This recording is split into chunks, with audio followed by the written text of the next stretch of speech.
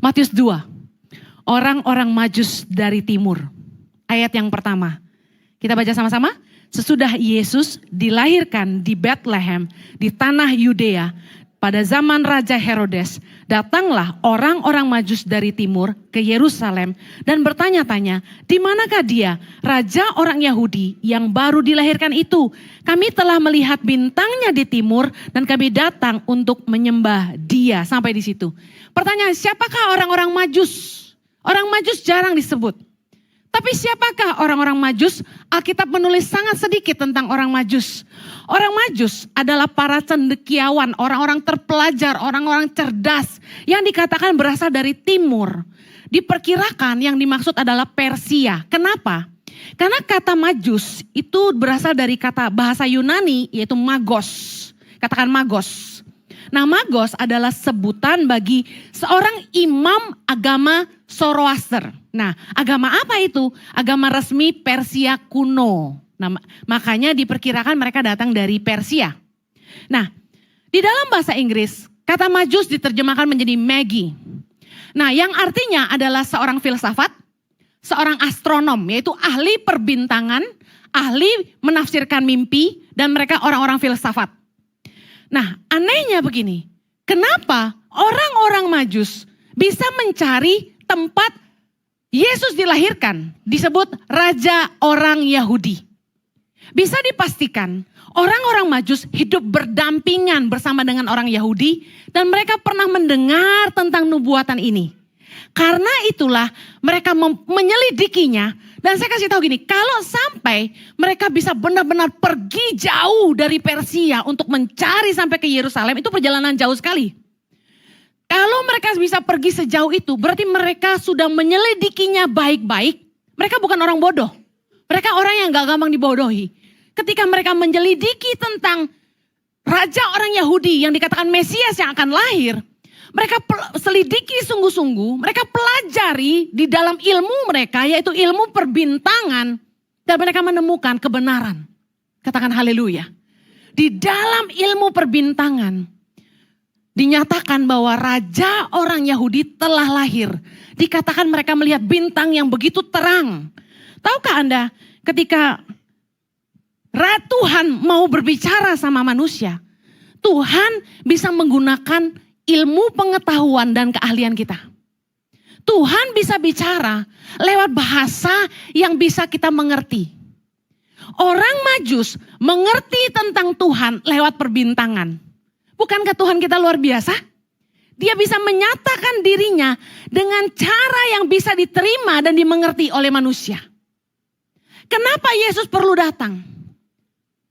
Karena dia harus jadi manusia untuk bisa menunjukkan kepada umatnya bahwa Allah hidup. Dia menyatakan dirinya. Manusia sulit mengerti Tuhan karena tidak bisa lihat Tuhan. Karena itulah Yesus harus datang dan menjelma jadi manusia. Tapi dia menunjukkan kuasanya sebagai 100% Allah. Saya belajar bahwa ternyata Tuhan itu bicara sama kita dengan bahasa yang kita bisa mengerti. Kalau Anda adalah orang yang suka mimpi, kemungkinan Tuhan akan bicara sama kamu dalam mimpi. Kalau saya adalah orang yang berpikir sederhana, saya nggak suka yang ribet dan bikin pusing. Makanya kalau ada orang yang terlalu ribet, biasanya saya pusing dekat dia gitu. Nah, Tuhan bicara sama saya tuh dengan bahasa yang begitu mudah. Saya yakin Tuhan itu mau bicara sama kita. Katakan Tuhan mau bicara sama saya. Dan Tuhan akan bicara dengan bahasa yang Anda bisa mengerti. Dalam Matius 2 ayat ke-7. Dengan diam-diam Herodes memanggil orang-orang Majus itu. Dan dengan teliti bertanya kepada mereka, bila mana bintang itu nampak? Kemudian ia menyuruh mereka ke Bethlehem katanya. Pergi dan selidikilah dengan seksama hal-hal mengenai anak itu. Dan segera sesudah kamu menemukan dia, kabarkanlah kepadaku supaya aku pun datang menyembah dia. Kita pernah baca firman Tuhan bahwa sebenarnya Raja Herodes bukan mau ingin menyembah Yesus. Ketika Herodes mendengar bahwa seorang raja Yahudi telah lahir, timbul rasa tidak aman dalam hatinya. Dia khawatir bahwa kekuasaannya sebagai raja satu-satunya di Israel akan terancam. Oleh karena itulah Raja Herodes menyuruh orang Majus memberitahukan kepada dia di mana Yesus berada. Untuk apa? Untuk membunuh dia. Kita lihat dalam Matius 2 ayat ke-12. Sekali lagi Tuhan bicara lewat mimpi kepada orang-orang Majus. Dan karena diperingatkan dalam mimpi supaya jangan kembali kepada Herodes, maka pulanglah mereka ke negerinya melalui jalan lain. Ayat 16, ketika Herodes tahu bahwa ia telah diperdayakan oleh orang-orang Majus itu, ia sangat marah.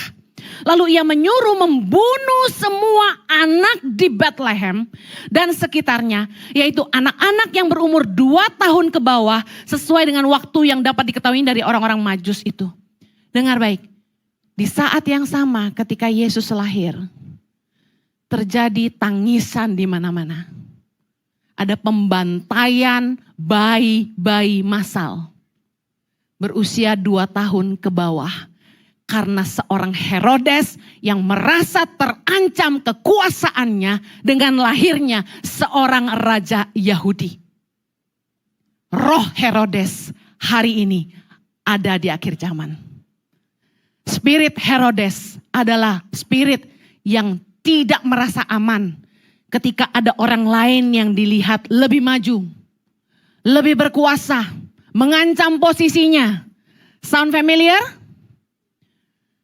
Lihat bagaimana di dalam kekristenan orang Kristen saling menghakimi.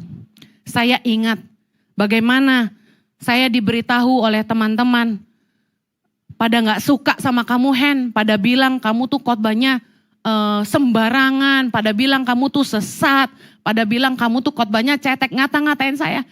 Waktu saya dengar itu saya sedih. Saya sempat bilang sama Tuhan gini, kenapa Tuhan pilih saya, kenapa gak suami saya? Kalau suami saya, dia dokter teologi, dia pengajar di STT, mereka mau tanding-tanding teologi silakan sama suami saya. Kalau saya kan pengkhotbah bodoh-bodoh. Saya ngalamin Tuhan, diajar Roh Kudus melalui hidup. Dan yang saya bagikan adalah pengalaman hidup saya dengan Tuhan. Tapi Roh Kudus bicara sama saya. Tuhan bilang gini, di tengah-tengah saya sedang tertekan ketika dengar-dengar masukan dari teman-teman. Bahwa saya tidak disukai, bahkan teman-teman saya banyak yang meninggalkan saya dan gak tahu mereka kenapa. Roh Kudus bilang gini, lihat buahnya. Saya bersyukur, saya lihat jiwa-jiwa dimenangkan untuk Tuhan. Baru hari ini, 1 lagi jiwa, bahkan 2. Mereka gak punya agama, maaf sebelumnya mereka sembahyang. Mereka datang ke ICI jauh-jauh dari Pontianak Bapak Ibu. Mereka nonton khotbah saya cuma di handphone. Dan dia bilang gini, saya bukan Kristen, saya mau ketemu Ibu Heni, saya jauh-jauh dari Pontianak. Saya diboyong keluar, kemuliaan buat Tuhan. Dan hari ini saya mengajak dia menerima Yesus sebagai Tuhan dan Juru Selamat dalam hidupnya. Amin. Langsung sekali tepuk 2 lalat, saya ajak istrinya terima Yesus, suami saya ajak suami saya yang terganteng sedunia ngajak suaminya terima Yesus. Haleluya. 2 jiwa diselamatkan, sorga bersukacita. Amen. Spirit of Herodes adalah roh-roh yang berusaha menghalangi lahirnya Yesus dalam hati orang. Merasa tidak aman. Kenapa harus merasa tidak aman dengan saya? Saya cuma perempuan yang dipakai Tuhan dalam kesederhanaan. Yang saya lihat adalah Roh Kudus bekerja ketika mendengar khotbah saya yang begitu sederhana dan isinya cuma marah-marah. Tapi mereka berbalik dari jalan-jalan mereka yang jahat. Mereka yang tidak mengerti jalan kebenaran, mereka kembali kepada Tuhan. Nah, jiwa-jiwa dibaptis dan menyerahkan hidup mereka kepada Kristus. Roh Herodes menghalangi orang untuk mengenal Kristus. Roh Herodes membunuh Yesus-Yesus yang lahir. Hati-hati jangan sampai hidup kita menjadi Herodes. Jangan, gereja itu sukanya menghakimi. Kalau orang itu datang dan mereka belum lahir baru, what do you expect? Kita jangan jadi Herodes yang menghalangi Yesus lahir di hatinya.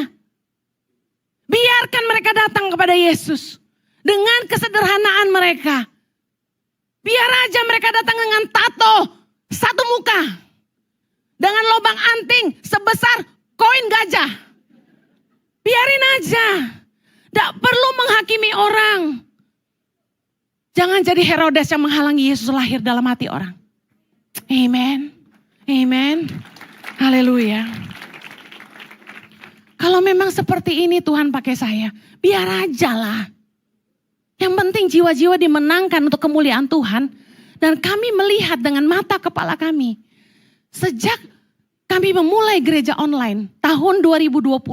Tidak pernah tidak kami baptis setiap bulan. Jiwa baru dibaptis dan dibawa kepada sorga. Luar biasa. Mari, jangan punya spirit of Herodes. Izinkan Yesus lahir di hati kita. Tuhan luar biasa berbicara juga kepada Yusuf lewat mimpi. Supaya membawa Maria dan bayi Yesus pergi meninggalkan Bethlehem menuju ke Mesir dan sembunyi di sana. Karena Herodes ingin membunuh Yesus. Jelas sekali dari kisah ini kita bisa belajari bahwa iblis tidak tinggal diam dalam rencana besar Tuhan menyelamatkan kita. Iblis menggunakan Raja Herodes untuk membantai Yesus. Memang pada kenyataannya tidak semua orang senang dengan kelahiran Yesus. Bahkan kita tahu dari Alkitab selama masa hidupnya Yesus mengalami begitu banyak tantangan dan rintangan dalam pelayanannya. Memberitakan Injil Kerajaan Sorga. Dan yang menyedihkan, yang menghalangi Yesus untuk memberitakan tentang Injil Kerajaan Sorga adalah orang-orang Yahudi sendiri. Mereka adalah para imam-imam kepala. Bayangkan orang-orang yang hafal Taurat, ahli Taurat, orang-orang Saduki, orang-orang Farisi.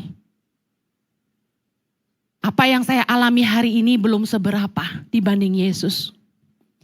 Tantangan dan pergumulan seorang Kristus tidaklah mudah. Bayangkan dia sendirian melawan bangsanya. Bahkan sampai saat ini, kekristenan mendapat tekanan dan tantangan di banyak tempat, bukan? Bukan hanya di Indonesia. Di Indonesia, saya boleh berkata di Jakarta kita masih harus bersyukur. Kalau sebagai orang Kristen, kita masih bisa beribadah dengan bebas seperti malam ini. Katakan Tuhan baik. Di banyak tempat, di China contohnya, orang harus buat gereja itu underground. Mereka tidak boleh bikin persekutuan sampai ketahuan mereka di penjara. Alkitab tidak boleh dibawa ke beberapa negara. Saya tidak sebut di sini. Anda tahu kekristenan tidaklah mudah. Eksistensi kekristenan di dunia mendapat banyak tantangan dan tekanan. Tapi imanmu tidak boleh goyah. Karena apa yang Yesus alami. Bayangkan dia terlahir sebagai bayi yang lemah. Yang tidak berdaya. Dan terancam akan dibunuh. Dia harus berpindah-pindah tempat dengan begitu jauhnya. Begitu banyak tantangan yang dialami Kristus. Mengajar kita. Segala sesuatu yang dari Tuhan itu bukan berarti tanpa tantangan. Segala sesuatu yang dari Tuhan bukan berarti tidak ada halangan.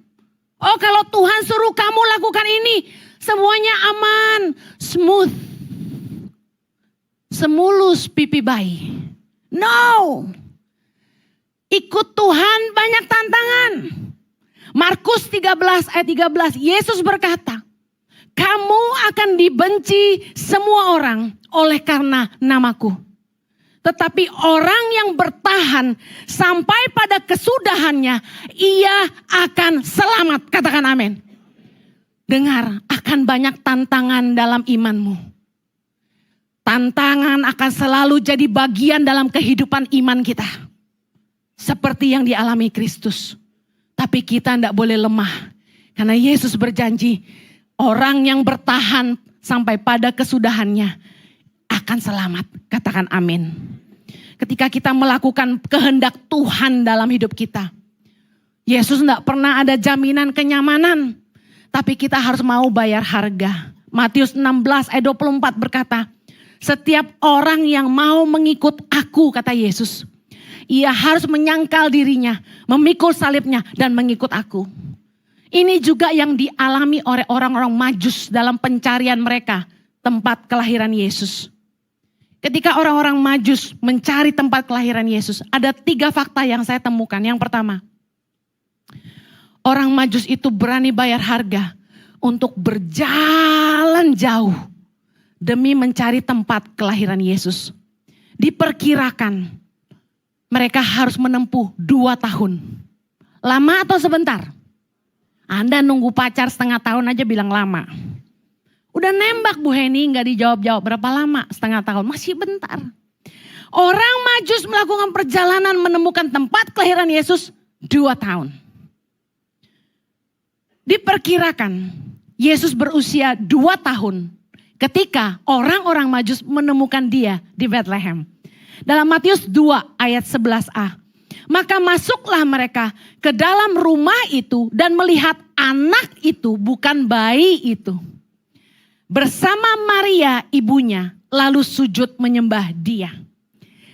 Jesus was already a toddler, not a baby. Jadi Yesus adalah anak balita berusia 2 tahun ketika orang-orang Majus menemukan dia. Bayangkan, dari sejak Yesus lahir mereka melihat bintang. Dan mereka berjalan jauh dan baru ketemu berapa tahun? 2 tahun. Saya yakin 2 tahun yang tidak mudah. Mungkin sepanjang jalan mereka pikir, ini ada apa enggak sebenarnya? Saya kasih tahu, kadang-kadang menunggu janji Tuhan dalam hidup kita itu enggak tahu sampai kapan. Tapi jangan menyerah. Orang-orang yang berharap kepadanya tidak pernah dikecewakan. Amen. Orang Kristen, mari zaman sekarang yang kita bandingin sama orang Majus ya. Orang Kristen zaman sekarang, ke gereja yuk, jauh. Ke ICI, macet. Kelapa Gading ya, wah jauh. Tapi ini bukan jemaat ICI, ini jemaat di sana sini. Jemaat ICI luar biasa. Aduh, saya sangat bersyukur. Anda seperti orang Majus. Rumah di Tangerang, pelayanan di ICI Kelapa Gading. Rumah di Bogor, pelayanan di ICI Kelapa Gading. Ada yang dari Bandung tuh, angkat tangan. Yang dari Bandung. Wah, suami istri nih. Intan dan suaminya tepuk tangan nih.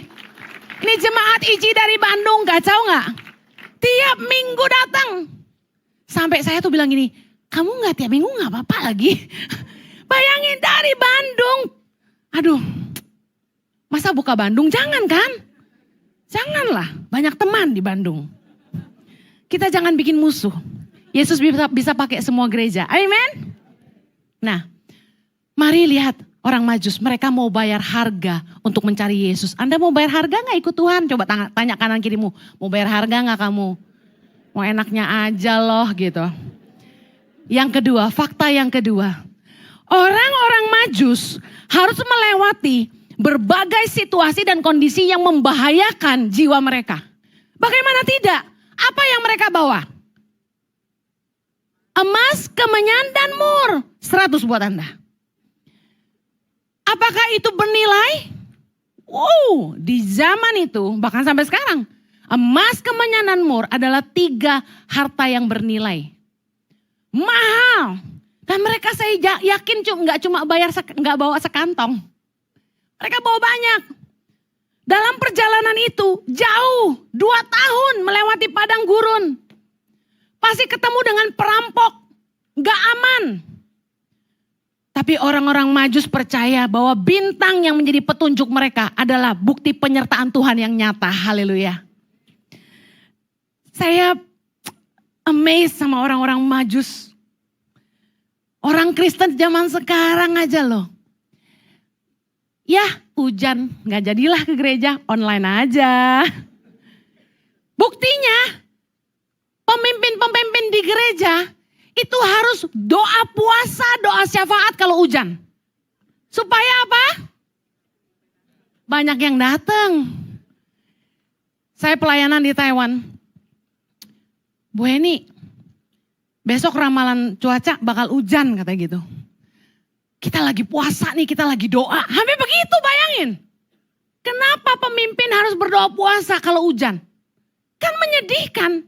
Berarti mentalitas orang Kristen cari Tuhan kehalang hujan. Nggak jadi deh. Orang Majus berani bayar harga menghadapi tantangan yang membahayakan jiwa mereka. Kalau saya nggak lihat teladan Yesus, gue mikir 100 kali mau ke pedalaman. You know what? Ke Papua itu, nyebrang pulau itu, ombaknya itu surfing. Dung, dung. Eke, tak bisa berenang. Saya punya jurus renang selalu diketawain suami saya. Makanya minta maaf, saya tidak suka berenang. Saya sebenarnya pengen loh diving gitu. Lihat ke bawah laut. Saya tuh suka nonton Little Mermaid. Who likes mermaid? Waktu menonton film Barbie itu, wah saya langsung membayangkan one day I'm gonna swim. Tapi begitu masuk ke air, kaki gak injek dasar, saya langsung aduh tenggelam. Takut saya. Trauma tenggelam karena waktu kecil pernah tenggelam. Jadi waktu saya nyebrang ke Kepulauan Papua, demi cintaku padamu, kemanapun pasti ku tempuh gitu kan. Saya gak mikir saya tenggelam, saya pergi aja. Padahal saya gak pakai pelampung. Saya baru sadar hari ini, kenapa staf saya gak kasih saya pelampung. Kan saya gak bisa berenang. Saya bisa main air. Saya cuma bisa berenang. Misalnya kalau berenang itu sepanjang panggung ini. Nah saya kalau berenang dari situ ke situ aja. Dari situ ke situ aja. Dengan kepala di atas. Dan kaki harus bisa injak lantai. Baru saya berenang. Tapi bagaimana teladan orang-orang Majus ini luar biasa. Yang membahayakan dirinya. Dihadapinya. Demi menemukan Yesus juru selamatnya. Amen. Mulai sekarang orang Kristen jangan cengeng. Hujan dikit gak mau ke gereja. Bilang kanan kirimu jangan cengeng, harus bayar harga. Haleluya. Fakta orang Majus yang ketiga. This is real, this is fact. Yang ketiga. Orang-orang Majus datang kepada Kristus dengan hati yang bersukacita. Dan mereka membawa persembahan yang berharga. Dalam Matius 2 kita lihat. Ayat 10. Ketika mereka melihat bintang itu sama-sama sangat bersukacitalah mereka. Ayat 11. Maka masuklah mereka ke dalam rumah itu dan melihat anak itu bersama Maria ibunya. Lalu sujud menyembah dia. Mereka pun membuka tempat harta bendanya dan mempersembahkan persembahan kepadanya itu emas, kemenyan dan mur. Orang-orang Majus itu gembira banget, dikatakan sangat bersukacita. Katakan sama-sama, sangat bersukacita dengan semangat gitu loh. Waktu ketemu Yesus, oh my God. Bayangin, yang mereka pelajari jadi kenyataan. Yang mereka harapkan, yang mereka cari, mereka tunggu, mereka temukan. Sebahagia itu. Luar biasa sukacitanya. Kita belajar apa? Kalau datang sama Tuhan itu, jangan selalu bersungut-sungut. Jangan selalu mengeluh. Kalau saya jadi Tuhan, capek. Ngeluh melulu gitu kalau gue sih. Datang sama Tuhan tuh dengan hati yang penuh sukacita dan ucapan syukur. Bersyukurlah atas kebaikan Tuhan. Atas kemurahan Tuhan, atas kasih setianya. Dia Immanuel, Allah yang menyertai kita. Bukankah sepanjang tahun ini kasih setianya nyata? Memang ada pergumulan. Tapi bukankah Tuhan tidak pernah tinggalkan kita? Katakan, He never leave me. Dia tidak pernah tinggalin aku. Tuhan setia. Ayo datang sama Tuhan itu dengan hati yang bersukacita. Bersyukur. Jangan mengeluh-ngeluh terus. Aduh Tuhan, mau ke gereja aja ribet. Mesti mandi. Kamu gak mandi juga kita gak tahu. Semprot parfum aja banyak-banyak. Ribet ke gereja. Udah jalannya macet. Depan mau itu macet Bu Heni. Gitu. Parkir aja susah gitu kan. Satu kali ada jemaat cari parkir susah di Moy. Ya siapa suruh mepet-mepet. Kalau ke gereja tuh jangan mepet-mepet. Kalau udah mepet kamu makan dulu di bawah. Kan mall bawah. Habis makan ikut ibadah berikutnya. Nah cari parking saking susahnya. Parking lagi gaya. Cari parkir saking susahnya. Dia marah sama kita. Dia masuk ke ICI. Dia teriak gini di depan pintu. Cari parkir susah. Gerejanya tutup aja. Gitu. Benar. Galak jemaat ICI mah. Masa dia yang cari parkir susah gereja suruh tutup? Ya datangnya pagian Pak De. Atau naik Grab. Bener gak? Gak usah parkir. Memberkati orang lagi. Gak usah pusing cari parkir. Besok-besok saya doain ada kereta MRT deh ke sini. Lihat. Kita datang sama Tuhan. Harusnya dengan hati yang bersyukur. Tiap hari Minggu tuh kalau ke gereja tuh hatinya harus bersyukur. Selesai 1 minggu ini dengan kasih setia Tuhan. Kita sehat, kita selamat. Tiap hari Anda pergi kerja, pulang pergi, Anda bisa ketemu anak istri. Bisa punya pekerjaan. Nggak perlu pakai tabung oksigen kemana-mana. Nggak perlu nenteng kantong buat pipis kemana-mana. Anda tahu, banyak orang yang tidak seberuntung Anda. Anda berasa hidupmu susah, banyak orang lebih susah. Anda mengeluh suamimu begini, istriku begitu. Banyak orang jomblo pengen nikah. Udah bahagia aja. Serius deh. Saya saat ini melihat sekolah berasrama ada 8 kan. Tangan Pengharapan. Paling banyak anak perempuan loh. Jadi saya lihat populasi di dunia lebih banyak perempuan. Jadi kalau ada perempuan yang gak ketemu pejantan, udah jomblo aja. Daripada Anda berkeluh kesah sama Tuhan, Tuhan juga capek sama kamu. Kenapa gak terima takdir? Emang kamu ditakdirkan tidak nikah? Ya udah gak usah nikah. Kalau Tuhan menakdirkan kamu nikah, kamu ketemu sama dia. Dikasih jodoh juga jangan belagu. Kadang-kadang terlalu pakai mata. Yang kurang tinggi lah, yang kurang putih lah, yang keriting lah, yang apalah, yang gendut lah, yang kurus lah, yang bukan Cina lah. Pemilih kamu tak loh. Jadi pendeta capek doainnya. Saya juga berbeban berat. Saya juga pengen Anda menikah. Tapi kalau Anda selalu dikenalin sama yang baik, yang oke. Tapi dia bukan cungkoren. Bukan Cina. Gue gak mau. Repot amat. Udah gak usah nikah. Gimana? Anda tahu Tuhan tuh paling gak suka sama sungut-sungut. You know sungut-sungut? Kumis ikan enggak. Tuhan tuh paling gak suka sama orang yang tukang komplain. Lihat sebelahmu. Jangan komplain kamu. Bilang gini, Tuhan capek sama komplain lo. Datang sama Tuhan itu dengan hati yang bersuka cita, dengan ucapan syukur, kepelatarannya dengan puji-pujian. Jangan komplain aja, udah cakep masih ngeluh. Amin. Ayo, apa yang terjadi sama bangsa Israel waktu mereka bersungut-sungut? Muter lu di padang gurun 40 tahun. Apa artinya? Masa lalu makin gak kelar bos. Jenny, udah 35 nih.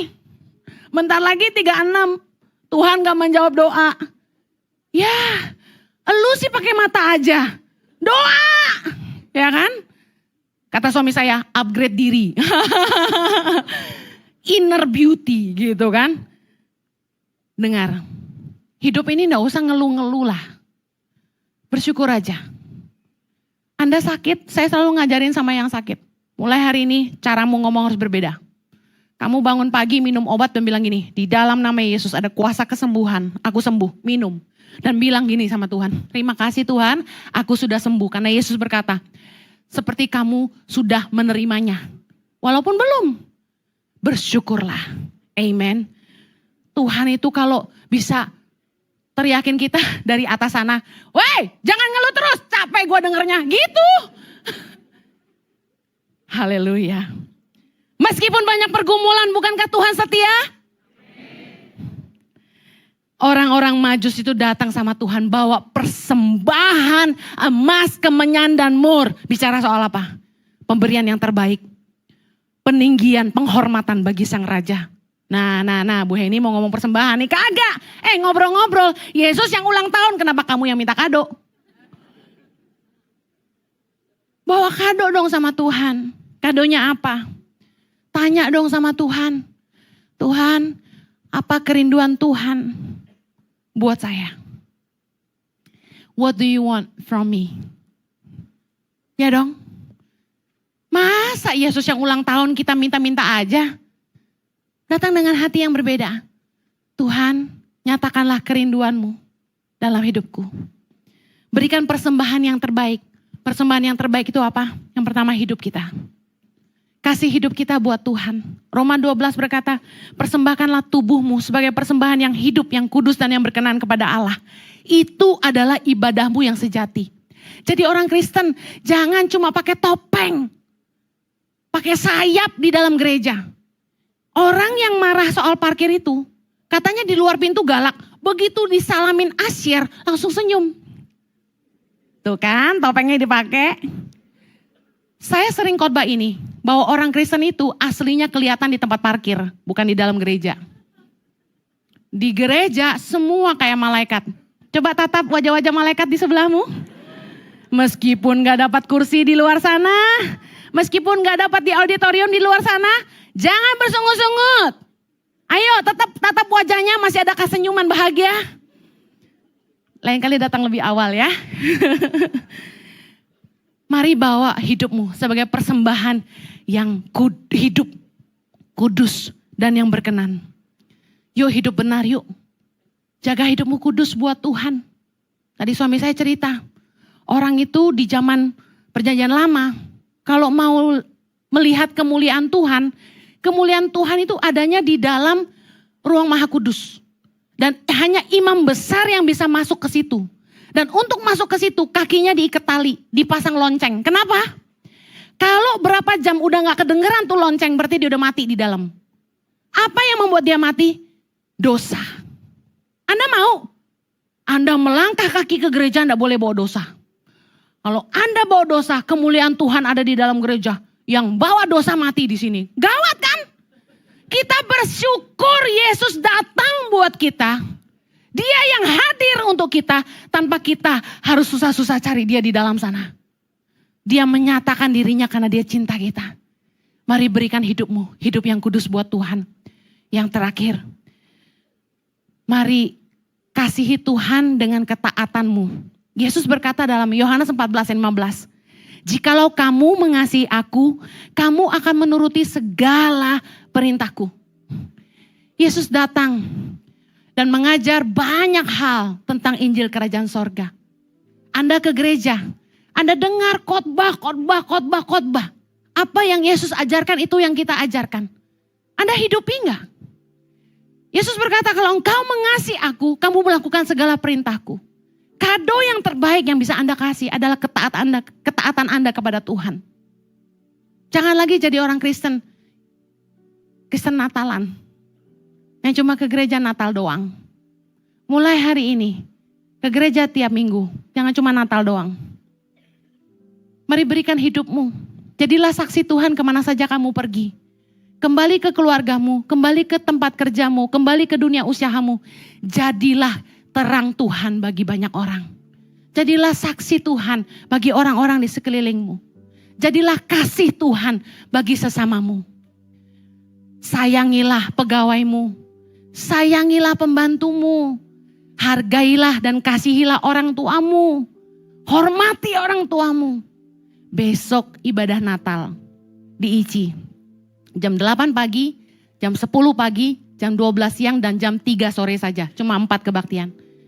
Saya akan akhiri, besok saya khotbah. Di sesi terakhir jam 3 saya akan khotbah tentang keteladanan Kristus. Bagi Anda yang bisa hadir, saya undang kembali hadir besok. Tapi saya berdoa, mari contoh teladan orang-orang Majus. Bagaimana mereka dalam mencari Kristus tidaklah mudah, harus jalan jauh. Mereka bayar harga. Mereka menghadapi bahaya, tapi mereka datang dengan sukacita dan membawa persembahan yang terbaik buat Yesus. Saya berdoa malam hari ini, Anda akan mengubah sikap hati Anda. Saat Anda datang sama Tuhan, bukan lagi dengan keluh kesah, tapi dengan ucapan syukur karena kebaikannya. Katakan amin. Kita berdoa.